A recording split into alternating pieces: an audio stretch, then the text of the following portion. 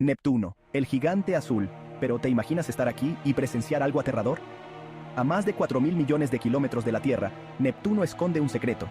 Una tormenta furiosa, y en lo profundo de su atmósfera, la presión es tan alta que llueven diamantes. Imagina estar ahí, rodeado de una oscuridad infinita, y de repente comienzan a caer piedras preciosas del tamaño de un puño. Pero no te equivoques, esta lluvia no es para admirar.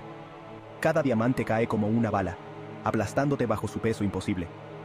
En Neptuno no serías testigo de belleza, sino de una fuerza mortal que te pulverizaría en segundos. Nadie escucharía tus gritos, solo el sonido de los diamantes cayendo sobre ti.